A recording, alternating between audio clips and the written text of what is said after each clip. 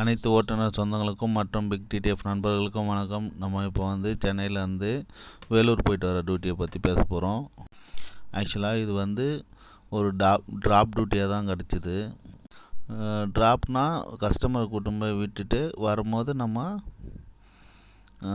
அதே கார் எடுத்துகிட்டு வந்து வீட்டில் விடுறது. ஓகேங்களா?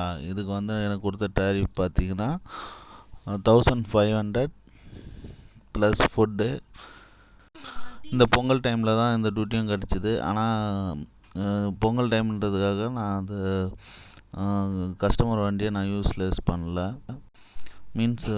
மிஸ்யூஸ் பண்ணல. நம்ம இப்போ போகும்போது ஃப்ரீயாக கஸ்டமர் கூட்டம் போய் விட்டுட்டு வரும்போது டிக்கெட் போட்டுலாம் நிறைய பேர் வருவாங்களே, அதுமாரிலாம் இந்த ஆக்டிங் டிரைவரில் பண்ணாதீங்க.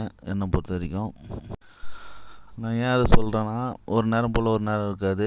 அதனால் நம்ம டியூட்டி கொடுத்தவங்க கூட்டம் போய் விட்டு சொல்கிறது கதை வேறு. நம்ம பப்ளிக்காக மற்றவங்கள ஏற்றுனா அது ப்ராப்ளத்தில் தான் போய் முடியும். ஒரு டைம் நம்ம நேரம் நல்லா இருந்தாலும் வண்டியில் வரவங்க நேரம் நல்லா இல்லைன்னா எல்லாமே ராங்காக போயிடும், பார்த்துங்க.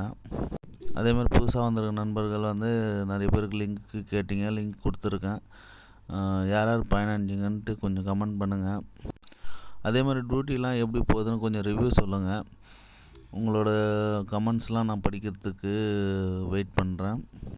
அதே மாதிரி ஒரு குரூப்புக்குன்னு ஒரு ரூல்ஸ் இருக்கும். அந்த ரூல்ஸ் என்னென்னு பார்த்துட்டு நீங்கள் டியூட்டி எடுக்கிறது ரொம்ப நல்லது.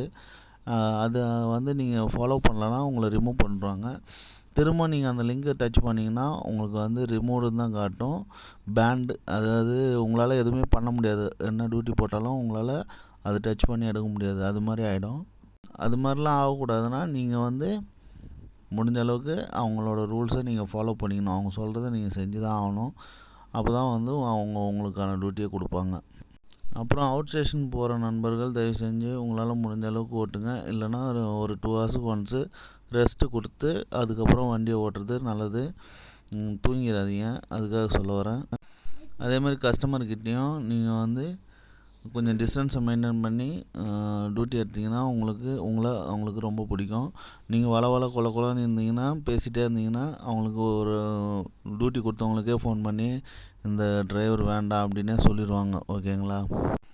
அது மாதிரியும் நான் நிறைய கஸ்டமர்கிட்ட கேட்டிருக்கேன். இது மாதிரி ஒரு சிலர்லாம் வந்தாங்கன்னா செட்டே ஆகலைங்க, நீங்களே வாங்க அப்படின்லாம் சொல்லுவாங்க. அப்படி சொன்னாங்கன்னா நீங்கள் ஓனருக்கு நம்மளுக்கு டியூட்டி கொடுத்தவங்ககிட்டே சொல்லுங்கள். கண்டிப்பாக நான் ஃப்ரீயாக இருந்தால் நான் கண்டிப்பாக வரேன் அப்படின்னு சொல்லிட்டு வந்துருங்க. இப்போ சென்னையில் பார்த்தீங்கன்னா ஒரு நாளைக்கு எப்படியும் ஒரு 2000லேருந்து 2500 வரைக்கும் ஆக்டிங் டிரைவர் தேவைப்படுறாங்க டெய்லி. ஓகேங்களா?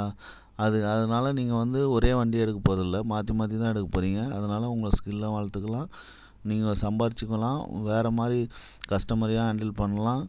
அதே மாதிரி புது கஸ்டமர் எக்ஸ்ட்ரா பைசா கொடுப்பாங்க.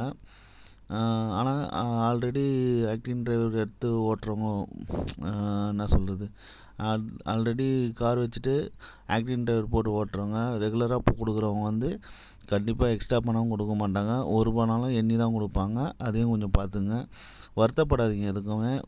ஒரு நாள் இல்லைனாலும் ஒரு நாள் நல்ல டியூட்டியும் கிடைக்கும். ஒரு சில டைமில் கஸ்டமர் லோக்கல்லே கூட லஞ்ச் வாங்கி கொடுப்பாங்க, நம்மளுக்கு டீ காஃபிலாம் கொடுப்பாங்க. அதுமாரி கஸ்டமரும் வருவாங்க. ஒரு சில டைமில் பச்சை தண்ணி கூட கொடுக்க முடியாத கஸ்டமர்லாம் வருவாங்க. அது எல்லாத்தையும் நம்ம தான் மேனேஜ் பண்ணி ஆகணும்.